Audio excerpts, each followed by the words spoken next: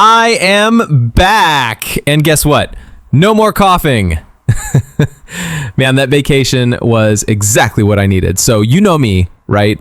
My absolute favorite thing to do is dive deep into some insane stories out there, like truly mind-blowing stuff that makes you question everything. For me, I like playing mind games as I read through these posts, trying to figure out what I would do, what they should do, or just shaking my head in disbelief. And today, oh boy, today we've got a triple header of stories that are going to get us all thinking, talking, and probably a little bit heated. We're going to unpack some serious relationship drama, and trust me, you're going to have opinions. I know I do. So settle in, grab your drink, because we are diving straight into the deep end with our first story. This one starts with a proposal, or rather a failed proposal. Let's call this one The Exploding Dad and the Fuming Fiancé.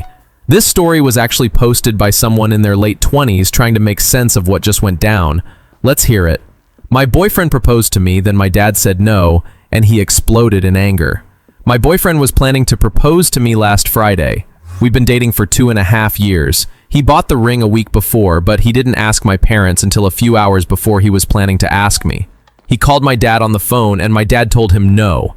He asked him for a reason, and my dad said, I don't have to give you a reason. They went back and forth a bit, and after the conversation, my dad called me on the phone to tell me my boyfriend just called him and advised me to say no if he proposes. I was shocked. I'm sad my proposal was ruined, but even sadder at my boyfriend's reaction. My boyfriend was furious and screamed some really hateful things about my dad. I hate him. I wish he were dead. I wish the cancer got him last year. He also said, I'm going to go over there and knock him. I know he's had anger issues in the past, but this was disturbing. It was so hurtful for him to say such things about my dad. We fought for hours after this happened, and I finally left at midnight because I couldn't take it anymore. Twice he told me to get out, and then when I tried to leave, he would try to stop me. Then the next morning he called me at 6 a.m. berating me for leaving him and told me, you're a piece of garbage, you abandoned me. His explosive anger can become out of control, and he says things that are extremely hurtful. My boyfriend's reaction is where I need some feedback. I'm still in shock and traumatized. I'm not sure if his reaction is understandable, forgivable. How do we move on from here? Now he's apologizing to me, making excuses that this is my dad's fault, that he was really angry, he was having a mental breakdown, and promising it won't happen again. I still love him though. He cherished me, doted on me, took care of me when I was sick, bought me gifts, was sweet and loving and affectionate. Whew. Okay, let that sink in for a second. My initial reaction, just wow. Let's unpack this. The dad saying no, and I don't have to give you a reason, is already a pretty spicy start, right? You just know there's a backstory there. But then the boyfriend's reaction, that's where this story goes from spicy to full-blown inferno. I wish the cancer got him last year. That line right there, that crosses so many lines of decency, it's not even funny. And then the physical threats. This isn't just anger issues. This is a fundamental lack of emotional control and a terrifying display of rage. The part where he tells her to get out and then tries to stop her when she does, that's manipulative, controlling behavior. And the 6 a.m. call, berating her, classic emotional abuse. She asks if his reaction is understandable or forgivable. In my honest opinion, no. Not in any healthy, functional relationship. Understandable? Maybe if he was under some extreme, life-threatening stress. But even then, wishing death on someone, especially related to a serious illness, is beyond the pale. Forgivable? That's her choice. But what kind of foundation does this lay for a marriage? His apologies, blaming her dad, saying he had a mental breakdown, these are excuses, not genuine accountability. And the it won't happen again promise, how many times have we heard that in stories like this? The good parts of him, cherishing her, doting on her, buying gifts, those are the hooks, aren't they? They make it so hard to leave. But the person who explodes like that under pressure, that's also who he is, and that's the person you'd be marrying. This isn't a minor flaw. This is a serious, dangerous red flag. You are not responsible for his anger, and you cannot fix it. He needs serious professional help, and she needs to prioritize her own safety and well-being. What do you all think? Would you forgive this? Could you move on from this? Let me know in the comments below because I genuinely want to hear your perspectives on this one. Now let's see what this other story is all about. This next one is a gut punch. It's about betrayal, and it comes from a woman who's been married for over 11 years. Let's call this one the Undecided Cheater. This story was posted recently, and you can just feel the raw pain in every single word. Let's read it. I caught my husband cheating last night. He was texting his lover. We've been married for over 11 years. I'm an absolute wreck. I'm a stay-at-home mom. I take care of everything, and he goes to work. His job pays well, so he can provide us with a good life. But he said he has feelings for this woman, and he's not ready to let everything go. He wants us to stay married and live the nice life we always had. He doesn't like the idea of a divorce for lots of reasons. First of all, our son. I literally had no idea. It was fate that I caught him. He's probably been extremely cautious about it with his dating. We had a good life together.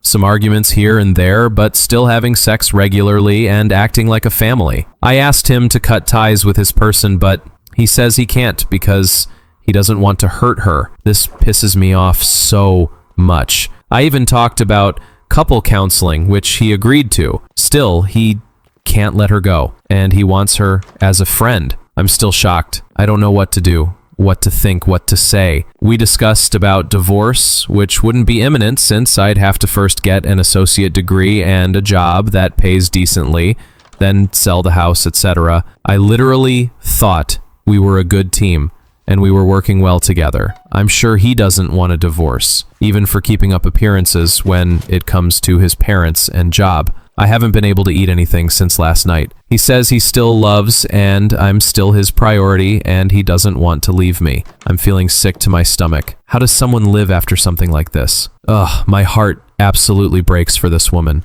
11 years, a stay-at-home mom, and then to discover this, the absolute gut-wrenching shock and betrayal. And then his response, he has feelings for this woman and he's not ready to let everything go, and he doesn't like the idea of divorce for lots of reasons. First of all, our son. Are you kidding me? He wants to keep his comfortable life, his wife, his son, and his mistress, and the audacity to say he can't cut ties with her because he doesn't want to hurt her? What about his wife's feelings? That comment alone tells you everything you need to know about his priorities, and they are completely out of whack. The keeping up appearances for his parents and job part rings so true for many of these situations. It's often less about genuine love for the spouse and more about avoiding disruption and maintaining status. How does someone live after something like this? You live, but it's not easy. This is a trauma, and healing is a process. My personal take here is that his unwillingness to cut ties with the other woman, even while agreeing to counseling, is a huge red flag. You cannot truly reconcile a marriage when one party is still clinging to the person they cheated with. He's showing her in no uncertain terms that his mistress's feelings are as important, if not more important, than his wife's healing and the sanctity of their marriage. That's a non-negotiable for true repair. My advice, if I were talking to her directly, would be to focus on her own path to independence. Getting that associate degree, finding a job, that's empowering. It gives her options. Don't let his indecision trap you in this limbo. She deserves someone who is fully committed to her and their family, not someone who wants to juggle multiple relationships. What do you all think about this situation? Is there any coming back from this when one party refuses to let go of the other person? Let me know your thoughts in the comments. All right, taking a collective breath. These stories are heavy, aren't they? But we have one more that, while less about dramatic betrayal, is still very much about fundamental compatibility. Now, let's see what this other story is all about. Okay, this next one is a classic, but with a modern twist. It's about money, relationships, and how big a wealth gap can impact things. This story was posted by a medical student, probably in his early to mid-20s, who's head over heels for his girlfriend, but also keenly aware of their very different financial realities. Let's call this one Rich Girl, Broke Med Student. Let's read his story. Hi everyone, I'm seeking some advice on how to deal with a huge wealth gap between me and my girlfriend of 1 year. For context, she has generational wealth on both sides of her family, tracing back beyond her grandparents. Her parents have multiple homes all across the world and travel often. She, as a result, also travels often. I'm feeling a bit conflicted, and I'm trying to figure out the best way to bring this up to her. When met on a dating app, she has said repeatedly that one of the things that drew her to me was my family values. My goal is to buy a house to make a home and give my future kids stability, since I never had that growing up. I'm currently in medical school, so I'm making no money and had to take out loans to pay for it. She, on the other hand, is a lawyer who makes about $250K a year. She also has no student loans because her parents paid for her undergrad and law school, and she went to a prep school before that where 1 year of attendance costs more than all of my undergrad degrees did. The issue I'm running into is that she travels a ton and is always eating at fancy places. She wants me to also do these things with her. I didn't grow up with the means to travel and haven't been out of the country before. When I tell her that, of course, I would love to travel, but that my primary goal is to buy a house, she tells me that you can't wait to travel because there will always be things you need to spend money on, like kids or retirement. To me, it feels irresponsible to do that because it feels like I'm living beyond my means and doing things for my enjoyment and splendor rather than the responsible thing. I've brought this up to her, and she just says she works hard to play hard. She also doesn't own a home but says she wants to.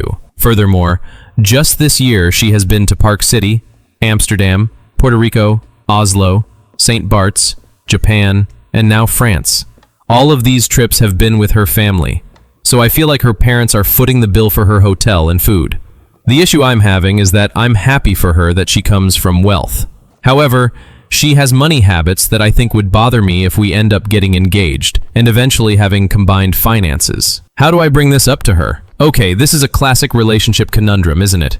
But with a pretty significant wealth gap, you can really feel this guy's internal conflict. He loves her, but he's also seeing some fundamental differences in how they view money and the future. Generational wealth on both sides, and a lawyer making $250K with no student debt while he's in med school racking up loans, that is a chasm in financial experience and mindset.